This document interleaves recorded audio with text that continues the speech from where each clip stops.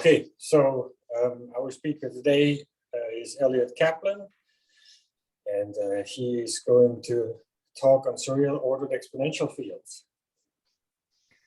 Thank you. Yeah, hopefully I'll be able to see you all soon. I'm in Toronto now, but of course not at Fields yet. Yeah, so today I'm going to talk about Surreal ordered exponential fields. Fortunately, we've had a lot of talks and a lot of courses about the Surreal numbers. So I think that a lot of people are at least a bit more familiar now with how they work than they were maybe 2 weeks ago. But for anybody who's not attending all of the courses, I still want to sort of briefly go through the basics. So the class of Surreal numbers, which I'll always call no, NO for number, are generated by this simple rule. If I have two sets, L and R, of Surreal numbers, and every member of L is less than every member of R, then this bracket LR with a bar in the middle gives me a new Surreal number. L sort of suggestively stands for left and R stands for right. And this is sort of a nice recursive construction. Of course, there's a lot of stuff that I haven't really defined explicitly, like what does it mean for one Surreal number to be less than another Surreal number? But I'm just going to sort of present some of this stuff a little bit more informally. So I guess the best way to get used to it is just to start like coming up with Surreal numbers. So at the very beginning, we have nothing constructed yet. So the only sets we can choose are the empty sets.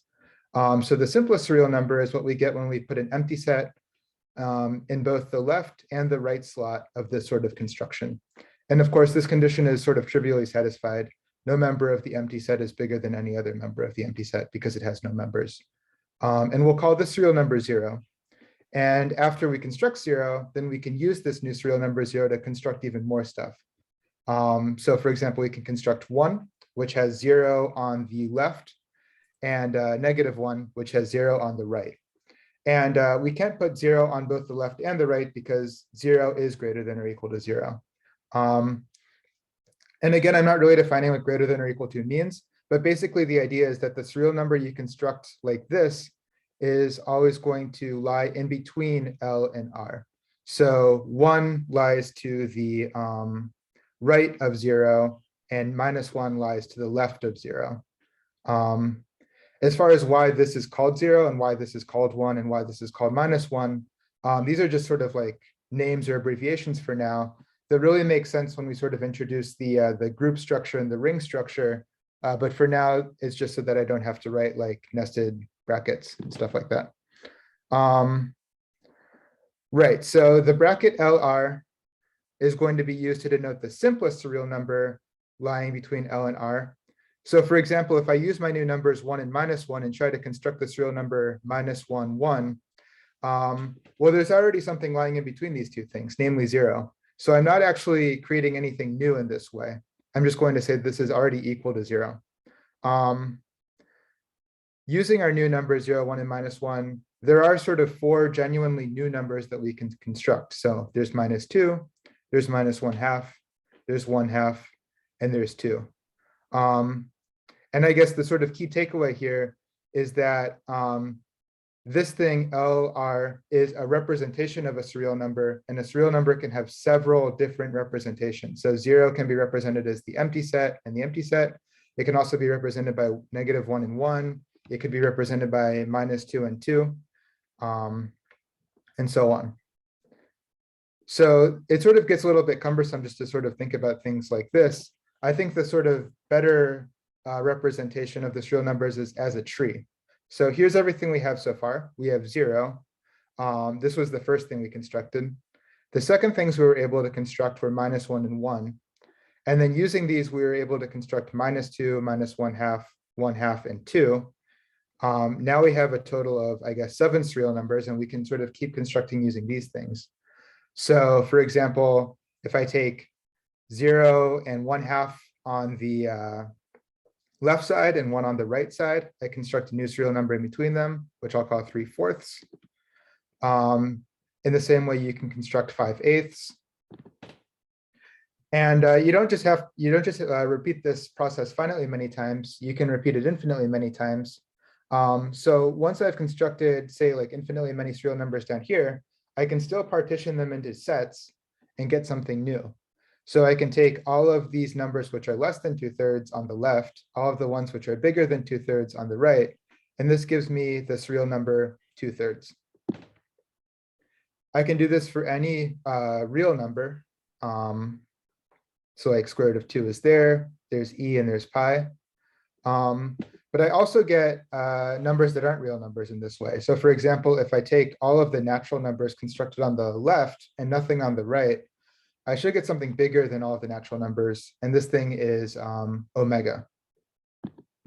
And then I can do the same thing in other places. So like if I take all the negatives, I get minus omega. If I take 0 on the left, and then all of the positive things on the right, I'll get 1 over omega. And then this process continues. I mean, my rule, I guess, says that if I take any sets, L and R, there's this real number in between them. So the real numbers themselves cannot possibly be a set. They're actually a proper class. And so this, this construction was carried out by Conway. I guess the sort of broader context was the context of games, but then these surreal numbers were sort of isolated as a specific subclass of the class of games. And it's a sort of very elegant recursive construction. It sort of gives you a nice picture, the picture of a tree here. And this tree comes with 2 important orderings. So one of them is I can imagine sort of projecting the tree down and looking left to right. This gives me a dense linear ordering, which is sort of the ordering we've been using when we say like every element of L is less than every element of R. But there's also this partial ordering, which goes from the bottom to the top. And this partial ordering is well-founded. So every surreal number arises on some ordinal, I guess, I think Conway called them birthdays, some ordinal stage of this process. Certain surreal numbers are incomparable. So for example, square root of 2 is incomparable to 1 over omega. But every surreal number has this well-ordered set of predecessors. And of course, stop me at any time if there are any questions. Adding and multiplying surreal numbers. So surreal numbers are not just a tree, they actually form a real closed ordered field. And the description of the sum and the product are pretty elegant. And I say this to mean that the sum and the product are very sort of closely related to this this tree construction, this bracket thing. So let's start with the sum. X plus y is defined to be the simplest surreal number lying between things of the form xl plus y, x plus yl, xr plus y, and x plus yr, where if you write x as lr, then xl is a typical element of L and xr is a typical element of R. So xl is ranging over all of these, and xr is ranging over all of these, and similarly for yl and yr. And the idea here is just that, well, xl is less than x, so xl plus y should be less than x plus y, and so on. And the really nice thing about this, this definition is that it doesn't actually depend on the representation of x and y. So if instead of representing x as LR, I represented x as L prime R prime for 2 different sets, L prime and R prime, and then use the definition, but with those sets, I'd actually get the same surreal number. The definition for x times y is a bit more complicated. So again, there's sort of 4 options. And the rough explanation of this is that x minus xl, yr minus y say are both positive. So their product should be positive if I want to have an ordered ring. And if I expand this product and move the product xy to the other side, I get that xy is less than this thing right here, which is just the same as this first thing on the right. And I guess the key part of this definition is that sums, of course, appear in the definition of a sum, products appear in the definition of a product, but anytime a sum or a product appears, at least one of the components is can be taken to be simpler or like lower down on the tree. Sorry, than the things I'm summing or taking the product of here. So it's really sort of a recursive definition. Right, and then it encodes a lot of information. So the definition for sum essentially encodes that this is an ordered group. The definition for product encodes that this is an ordered ring. It actually turns out that this is a real closed ordered field. And even more than that, the surreals admit an exponential function. That is to say, an ordered group isomorphism, which I'll denote by x, from the surreals to itself. And this exponential is defined by Gonshor.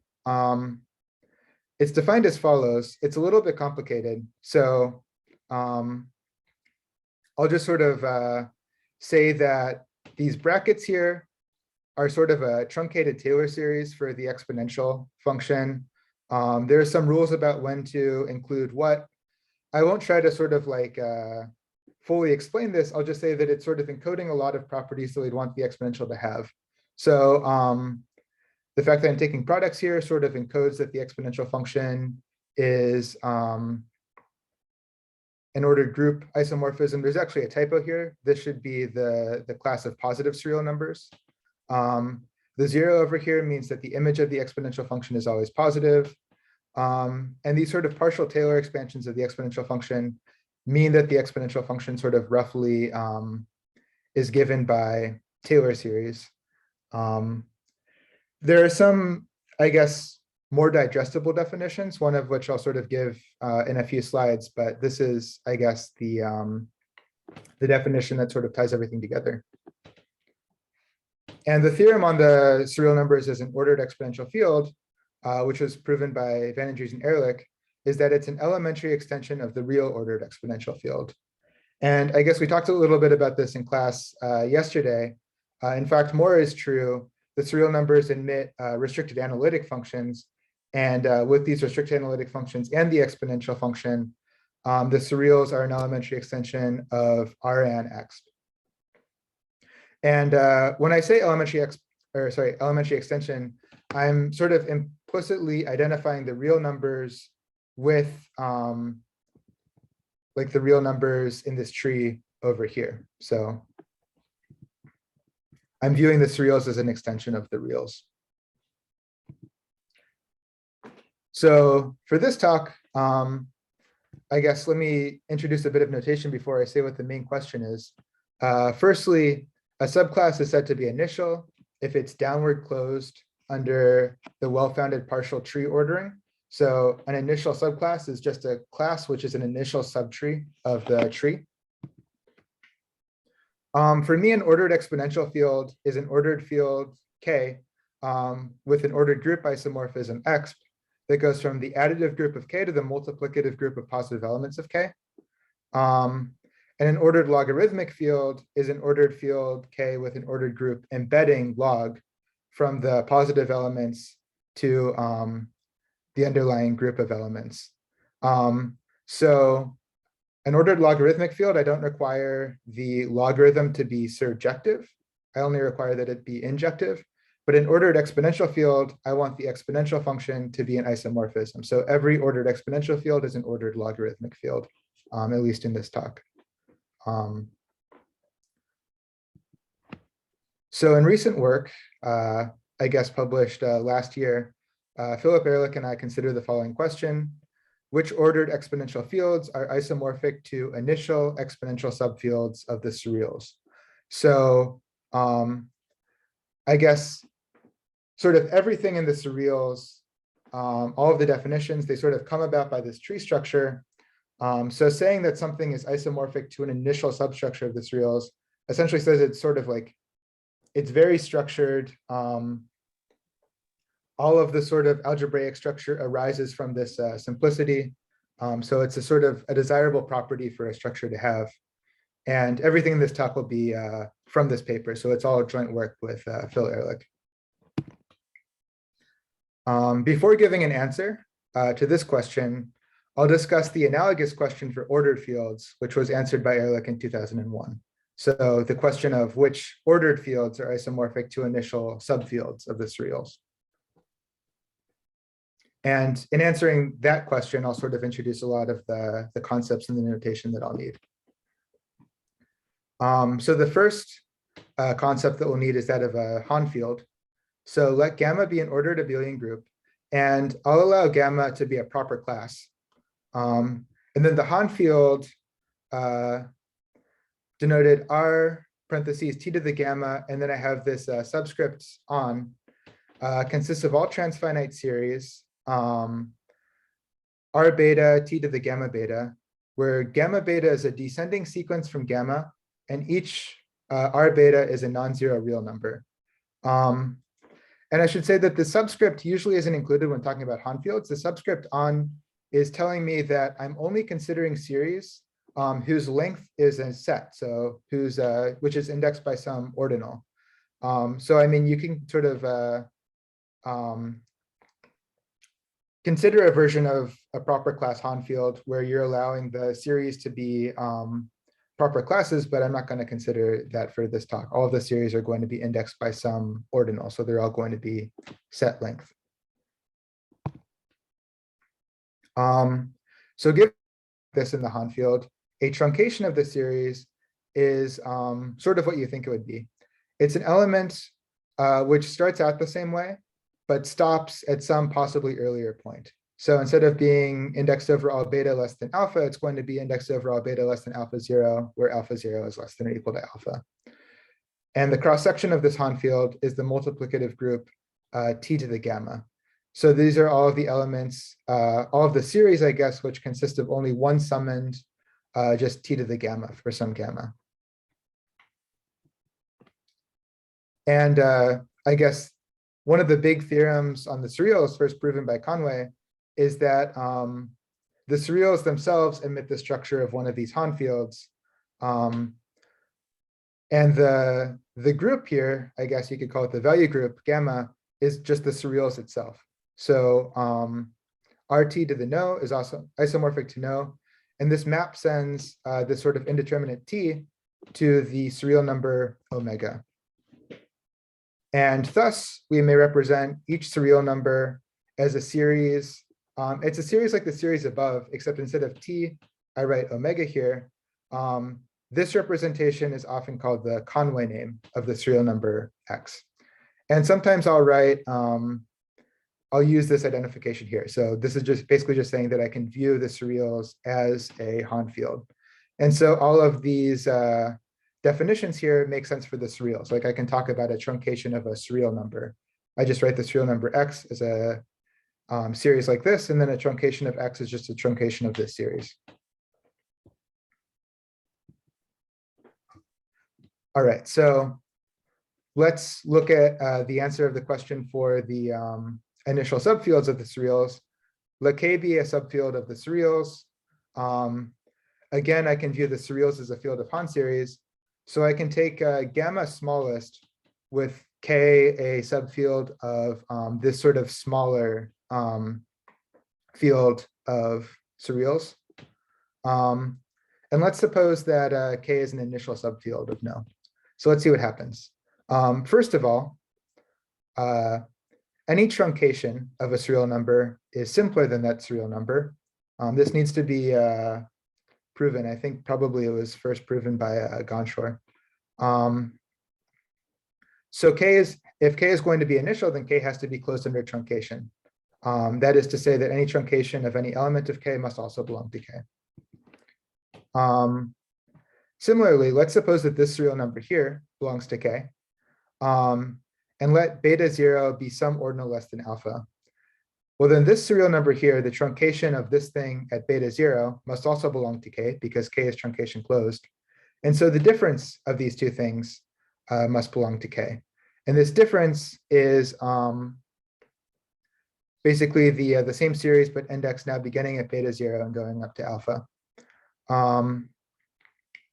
Then one can show that this surreal number, omega to the gamma beta 0, must be simpler than this series. And so we see that gamma to the beta 0 also belongs to K. So to sum this all up, K must be cross-sectional, which means that whenever omega to the gamma appears in some series in K, then omega to the gamma itself must belong to K. So this cross section belongs to K. And it follows from the second condition, and sort of the way that this omega to the gamma map is defined, that gamma is an initial subgroup of K. And as it turns out, this is enough. So what Elliot showed is that a subfield K is initial if and only if it is a truncation closed cross-sectional subfield of R omega to the gamma for some initial subgroup gamma of the surreals. Of course, this begs the question, okay, which subgroups of the surreals are initial? And in later work with Elliot, we give sort of an answer to this in terms of similar conditions, although the conditions there are a little bit more complicated. But for now, I'm not really going to focus on that. I guess a corollary, this is the last sort of theorem characterizes which ordered subfields of the surreals are initial, but I guess you can also ask which ordered fields are sort of abstractly, which ordered fields are isomorphic to initial subfields of the surreals. And the conditions are basically the same. An ordered field, an arbitrary ordered field K is isomorphic to an initial subfield of the surreals, if and only if it's isomorphic to a truncation closed cross-sectional subfield of some Hahn field, where gamma is isomorphic to an initial subgroup of the surreals. A little bit more concretely, let's identify K with the image here. So let K be a truncation closed cross-sectional subfield of some Hahn field, and let iota be an initial ordered group embedding from gamma into the surreals. And let's let iota star be the sort of map induced by iota from the Hahn field itself into the surreals, which sends a series here to the sort of analogous series in the surreal. So we replace T by omega, and we replace each element in gamma by its image. Then the image of K under this map is initial. So here's a consequence. If gamma is divisible, then an initial map from gamma into the surreals always exists. And so then you can use this embedding result by Morgan-Rousser, which says that any real closed ordered field admits a truncation closed cross-sectional embedding into a Hahn field to get that any real closed ordered field initially embeds into the surreals. Of course, if the field is real closed, then the value group for this Hahn field is always going to be divisible. And so we can always find an initial map. Right, so this is sort of, I guess there's sort of three parts. There's this theorem here that says what the initial fields look like. There's this corollary, which says which ordered fields are isomorphic to initial fields. And then there's this further corollary, which actually says that all models of some theory are initial to ordered subfields of the surreals. Right, so now I want to return to the main question on exponential subfields. It follows just by the result for fields that the initial exponential subfields of no are exactly the truncation closed cross-sectional subfields of some R omega to the gamma, where gamma is an initial subgroup of no. But this isn't a very satisfying answer, right? This doesn't actually really say much about how the exponentiation interacts with the structure here. So what we really want is something more like the corollary, which will tell us which ordered exponential fields are isomorphic to initial exponential subfields of the surreals.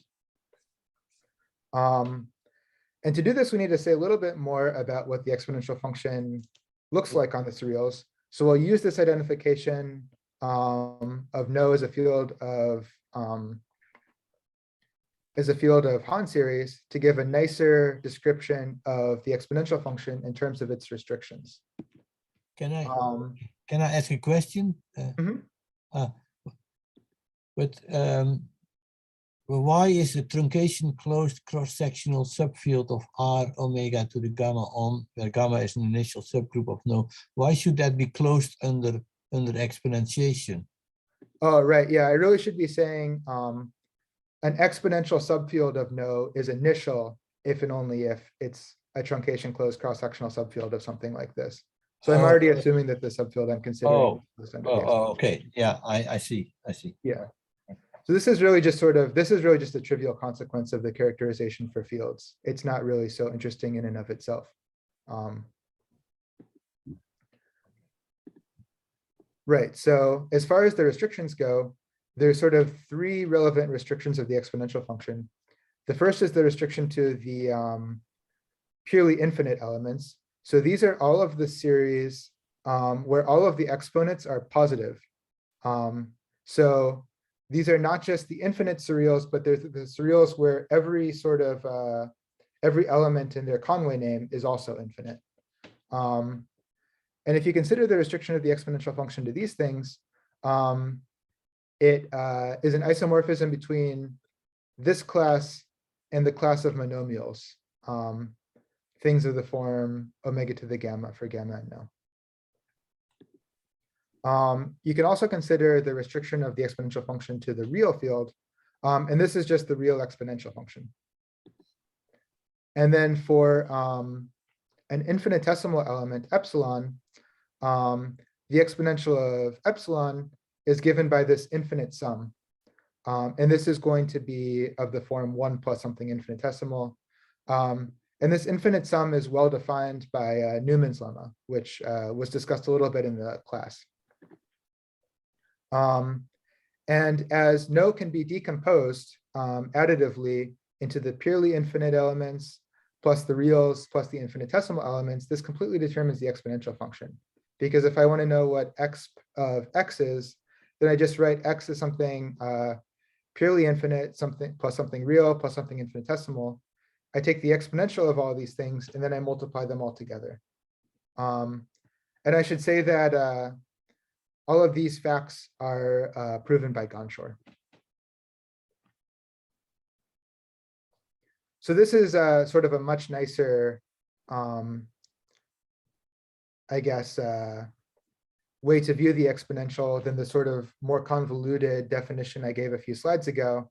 Of course, you have to still say what the exponential of a purely infinite element is, but there's a little bit of there's a bit nicer of a definition of this than there is for like a general surreal number. I'm not going to give it, but yeah, so this sort of decomposition makes it a little bit easier to work with. And so here's sort of an initial guess as to how to answer the question. I'll define a logarithmic Hahn field to be a Hahn field which is equipped with an ordered group embedding log, which goes from the positive elements of the Hahn field to the Hahn field itself, where log, basically all these conditions will sort of be the opposite, I guess, of the conditions on the previous slide. Log will map this cross section into the class of purely infinite elements. Log should restrict to the real logarithm on the positive real elements. And if epsilon is infinitesimal, then log of 1 plus epsilon should be given by the usual Taylor series. And so we may naively guess that an ordered, sorry, this is a typo, that an ordered exponential field is isomorphic to an initial exponential subfield of the surreals if and only if it is isomorphic to a truncation closed cross-sectional exponential subfield of a logarithmic Hahn field. So this is sort of the obvious analog of the characterization for fields. As it turns out, this will be a little bit too naive, but we can still get pretty far with this characterization. So let's first take a look at what goes right. So if you wanted to prove a theorem like that, the sort of best approach would be to use this approach, which was pioneered by Rasser and by Van Andries, McIntyre, and Marker, for sort of dealing with the structure of non-Archimedean exponential fields. So let K be a truncation closed cross-sectional exponential subfield of a logarithmic Hahn field like this. We want to find an initial embedding of K into the surreals. Let's suppose that we have sort of a partial embedding. So let K0 be a truncation closed logarithmic subfield of K. And we'll assume that whenever there's some series like this in K0, that all of the monomials in this series are also in K0. So this is sort of saying that K0 is like relatively cross-sectional. And let's assume that we have an initial logarithmic field embedding from K0 into the surreals, which preserves monomials and infinite sums. And we want to try to extend this embedding to all of K. So we do this sort of one step at a time. There are two cases that I'll consider here. The first is that X is a series like this, where the indexing ordinal alpha is a limit ordinal, and every proper truncation of X is in this subfield K0.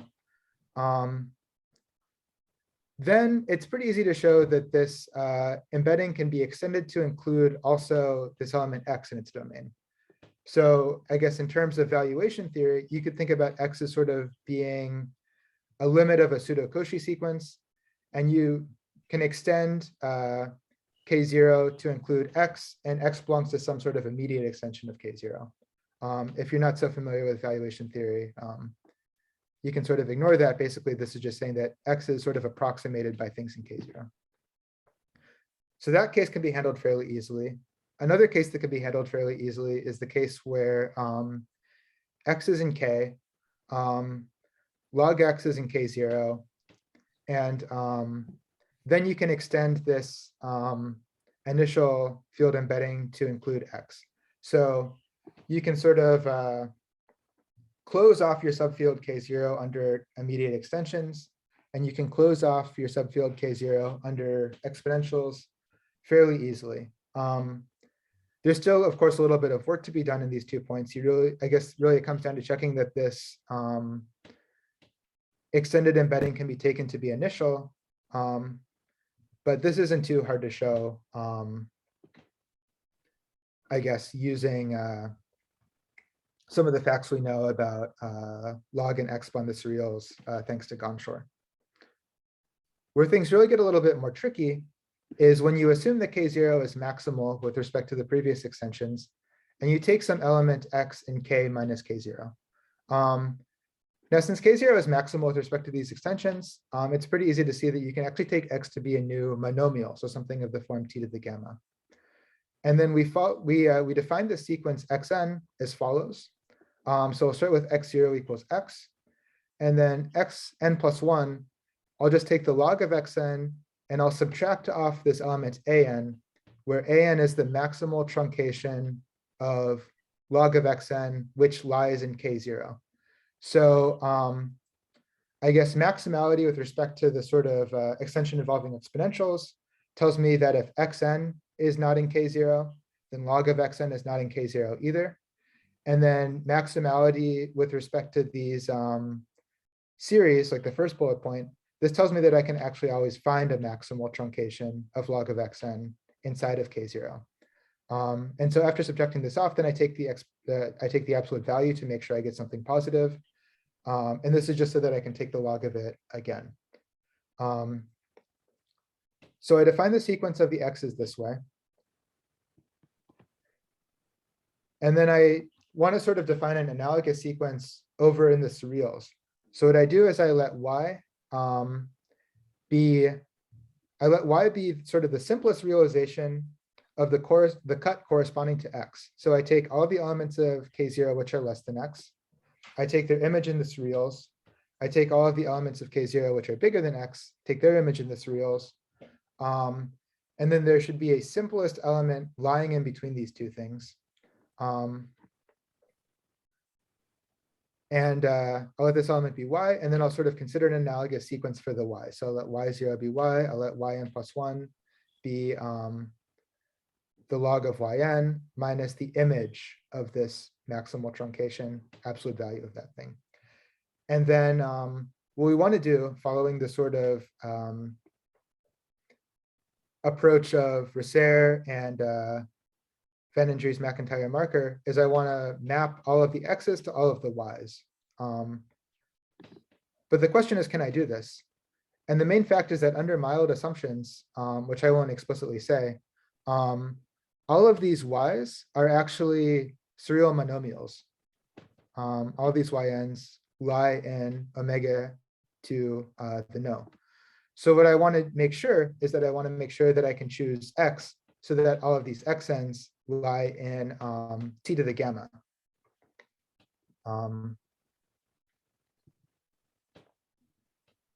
And to do this, I'll need to impose one more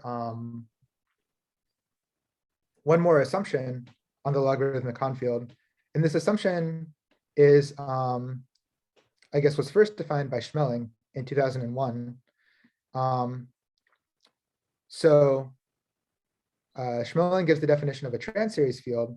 This is just a logarithmic Hahn field as previously defined, with this extra condition, which is called T4, which states that for all sequences gamma n and gamma, and all sequences an and k, if an is a truncation of log t to the gamma n, and log t to the gamma n minus this truncation an is of the form r t to the gamma n plus 1, and then so on, then eventually log t to the gamma n minus this truncation will equal plus or minus t to the gamma n plus 1 for n sufficiently large.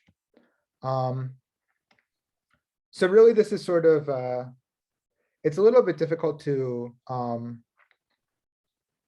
describe, but essentially what it says is that all of the elements in this logarithmic Hahn field have to sort of be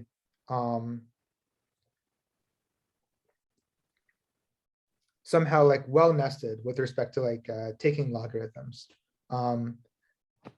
And I think that in one of the talks on surreal numbers earlier, there was sort of like a picture of what things which obey this axiom look like and what things which don't obey this axiom look like.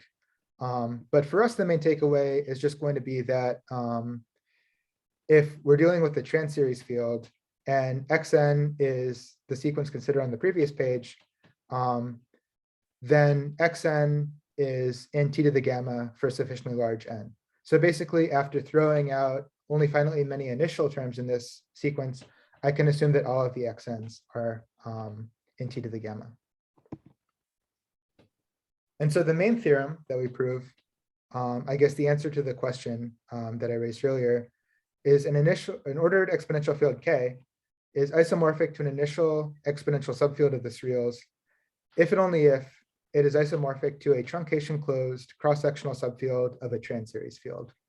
And I should say at this point that in an initial version of this paper, which we put on the archive in 2020, we had sort of a much more convoluted condition than this condition. So it's really thanks to the referee who sort of pointed out to us that our condition is equivalent to this condition of Schmeling.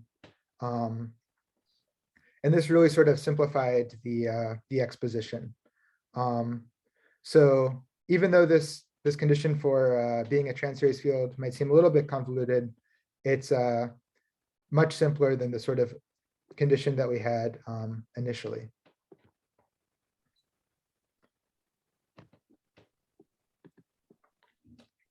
Right, so now that we've answered the main question, we can sort of hopefully get some applications out of this theorem. So the first is going to be to sort of embeddings of models of certain theories. So we'll use the following fact, which is due to Van Trees, McIntyre, and Marker. Any Hahn field with gamma divisible can be expanded to an elementary extension of Rn, the real field expanded by all restricted analytic functions. And this is done in sort of an obvious way, just using Taylor expansion. So if I have some like real number r and some infinitesimal epsilon, and I have some restricted analytic function f, then I'll define f of r plus epsilon, just using the Taylor expansion of f at r evaluated at epsilon.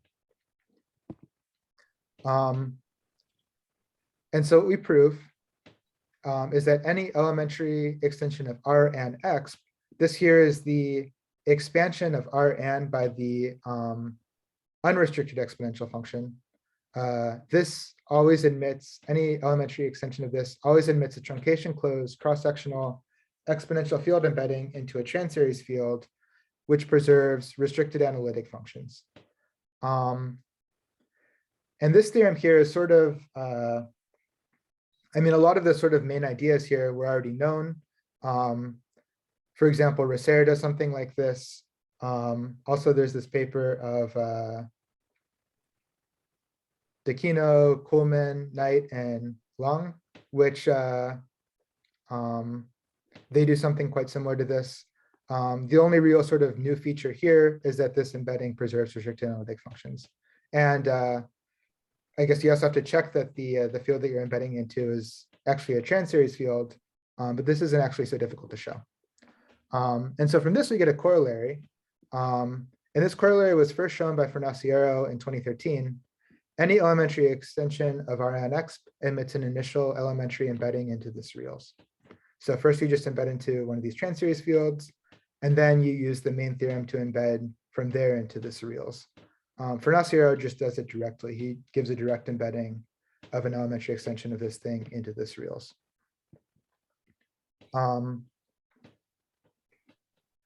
Right, and then the same thing, there's nothing like, I guess the real special thing about these restricted analytic functions is that they form a Weierstrass system. So the same can be done when you replace restricted analytic functions with any Weierstrass system, which includes the restricted exponential function. I won't define exactly what a Weierstrass system is, but I'll just say some examples. Instead of restricted analytic functions, you could take the restricted analytic functions, which are differentially algebraic. You could take just the restricted exponential function, the restricted sine function, and all of the constant real numbers. This isn't itself a Weierstrass system, but it sort of generates one if you look at all of the restricted analytic functions which are definable in this structure. So for models of all of these things, the same results hold. And then I guess the sort of thorny open question is, what if K is just a model of the theory of the real exponential field? Does K then emit an initial embedding into the surreals? The issue here is that just the restricted exponential by itself doesn't generate a Weierstrass system. So I think we really need some new methods to answer this question. We need some sort of additional information about the real exponential field that we don't have. And I guess the obvious approach is to use an embedding result by Reser, which tells us that any model of this theory emits a truncation closed cross-sectional field embedding into a Hahn field.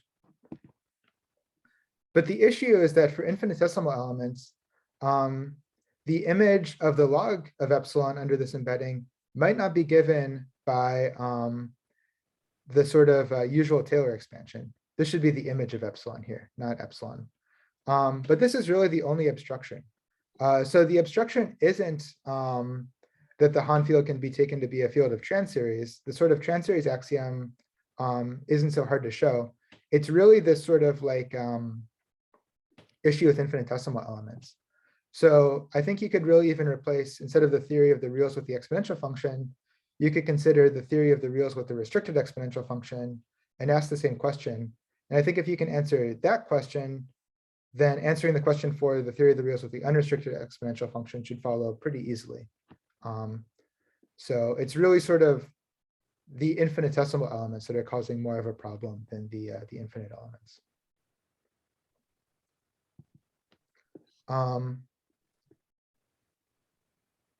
Improving the main theorem, we also show the following, and this was first shown by Berardici and Mantova in 2018, that the surreals are itself a field of Transserials. So they satisfy this, this axiom about taking logarithms and taking truncations.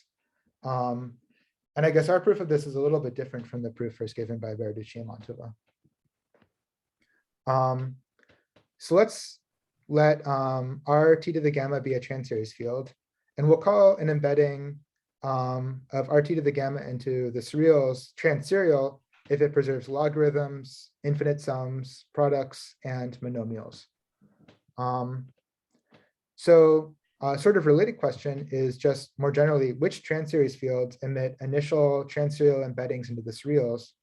And I guess a sort of related question is, which logarithmic fields are isomorphic to initial logarithmic subfields of the surreals? if we sort of look at the main theorem in a slightly different way, we see that any Transeries field which has a truncation closed cross-sectional exponential subfield emits an initial Transserial embedding into the Surreal. So basically, if your Transeries field sort of contains a large exponential subfield, then the initial embedding of the subfield in the Surreal sort of induces an initial embedding of the entire Transeries field in the Surreals. And we can use this sort of partial answer to give this corollary. Any Transeries field emits a truncation closed Transserial embedding into the Surreals. And the proof of this is pretty simple. In Schmeling's thesis, he shows that any Transeries field can be extended to a Transeries field, which is closed under exponentiation.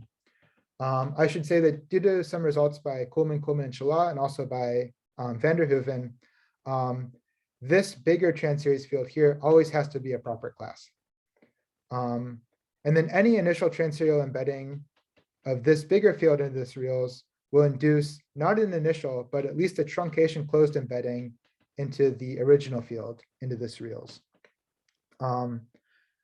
Yeah, about this question as to which Transeries fields emit initial Transserial embeddings, I should say that we have some sufficient conditions, we have one necessary condition, and we have some counterexamples. So we know of some Transeries fields which don't emit initial embeddings. So I guess the question is to precisely characterize which Transeries fields emit initial embeddings.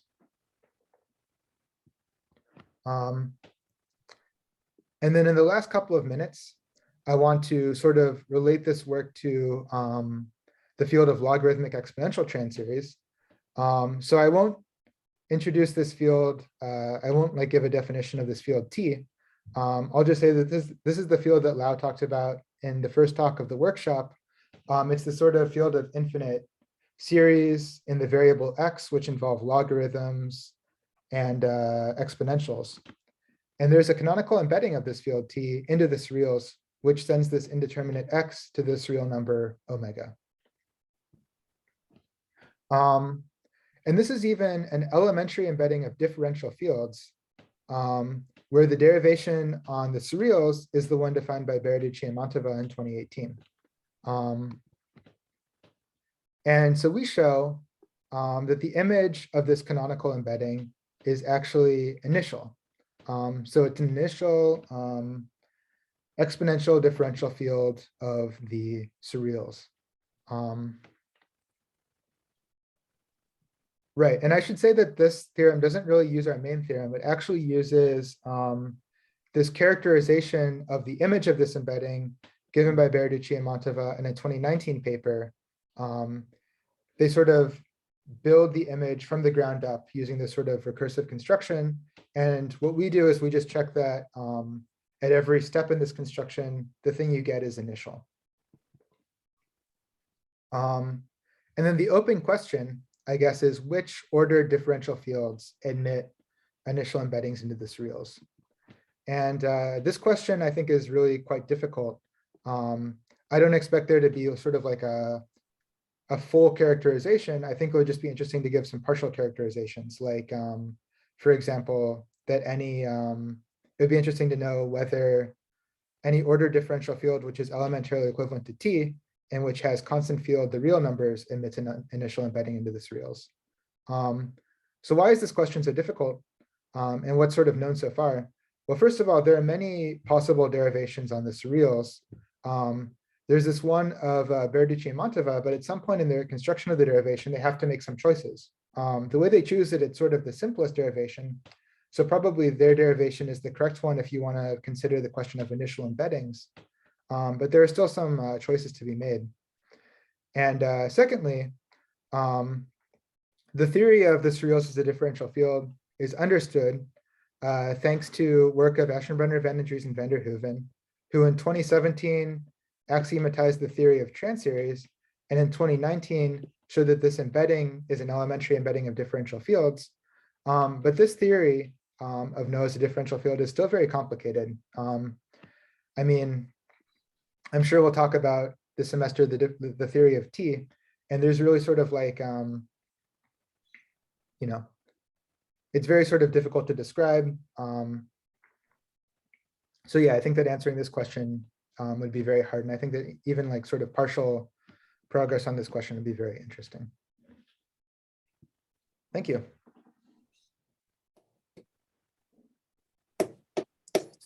Thank you, Elliot.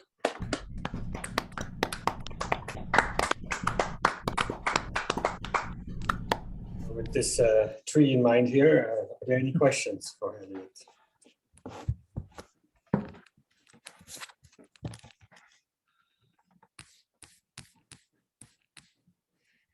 Just speak up, I can't see everybody. Well, I have a question. Yeah, go ahead. Thanks for the talk, Elliot. Yes, just a tiny question. Your logarithmic Hahn fields, do they need to satisfy some sort of inequality with the logarithm, like log of x smaller than x minus 1, or do you or does it follow from what you already put in your axioms? Oh yeah, it follows from what we've already put in the axioms. So it follows from the fact that it restricts the real logarithm and the fact that it obeys this sort of Taylor series thing for the infinitesimal elements. Okay, so you don't actually, okay, I didn't know about that. Okay, thanks.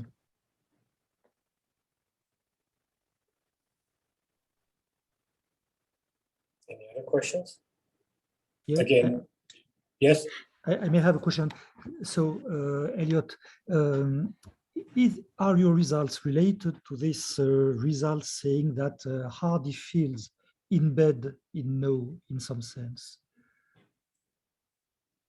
Are there connection between these things? Yeah. So I guess, yeah, there's this result that Hardy fields, I guess more generally, any sort of H field with a real constant field embeds into no. So really, I guess the question I'm sort of posing on the previous slide is when can this embedding be taken to be initial? Yeah. So sorry, I mean, embedding sorry to interrupt you right now. When you say initial, would it imply, for example, for a Hardy field, that the embedding would give a kind of asymptotic expansion to the germs of its element? Right, yeah. So if it emits an initial embedding, then in particular it embeds into a Transserial field, and it even embeds in a truncation closed cross-sectional way. So you would have this, I mean, the embedding would be very nice. It would be closed under truncations, and yeah, you could absolutely okay. It would sort of give a Transserial expansion for elements in the Hardy field. Okay. Yeah. So I guess yeah, embedding into a Transserial field at all is, very nice. It sort of gives you a lot of structure. And then an initial embedding into the Surreals gives you even more structure. It also gives you this sort of well-founded simplicity relation. And you could hypothetically prove things sort of by induction on simplicity. Okay. Thank you. I have also a question related to this, please. Can you come back to this result that you said that well, it was a bit quick, but that you can in fact embed differentially Transseries fields into an O? Maybe it was before, sorry. Oh, This thing that you said was related to Schmelling's. yeah. So does this say that because any Transeries field, it's pretty wide class, no? So Right. doesn't this imply that you can embed any Surreal field? Yeah, I should say that here, Transeries field, I just mean Transeries fields is logarithmic field. So there's no sort of derivation around here. Oh. It is not a differential field embedding, you mean? No, this only respects, so a Transserial embedding just means that it respects the logarithm, infinite summation, it's a field embedding. Maybe I should say it also respects the real numbers and monomials. But yeah, I'm not viewing, so essentially, except for the sort of last part about this field of Transeries. I'm not really considering anything here as a differential field at all. Oh, okay, thank you. Mhm.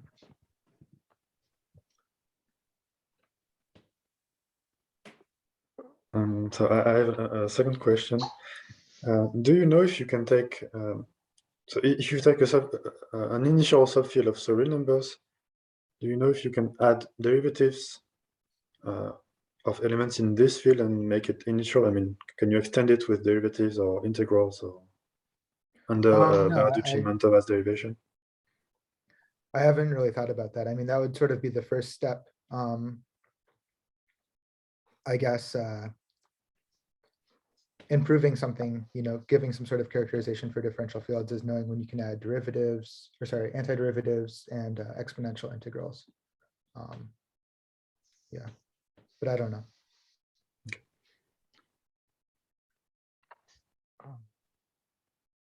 Maybe another small question. You said at some point that to build your embedding, with Philip, you use mild assumptions so that the y ends are in omega no. What do you mean by that? Right. Yeah, I think this was back here. Yeah. So I'm trying to remember what the specific assumptions are. There are some sorts of things you want to assume about your Hahn field, which are sort of automatically satisfied when it contains a truncation closed exponential subfield. So for example, you want to assume that gamma is a so-called Hahn space. This is defined by Ashton-Brenner, Van Andries, and Van der Hoeven in their book, but it essentially means that I guess if you have some element in gamma, which is close to some other element, you can sort of adjust it a little bit so that their difference is infinitesimal relative to these elements. So for example, if gamma is a vector space over the reals, then it's automatically a Hahn space. And then of course you want to assume that the sort of the elements in gamma which appear in K0 also form a Hahn subspace. And yeah, there are a few little technical things like that. But I guess sort of morally, if you've chosen K0 to sort of be maximal with respect to these sorts of things, and you take care of all of the easy extensions, then this will always happen. This is sort of the last remaining type of extension you have to deal with. And you can sort of arrange that these assumptions are satisfied. Okay, thank you. Mm-hmm.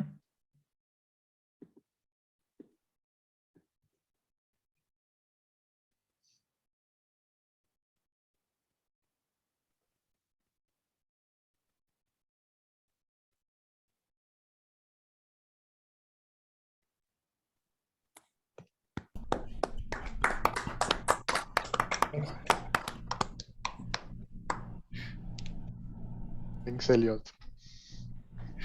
So, yes, and what we have next is our first question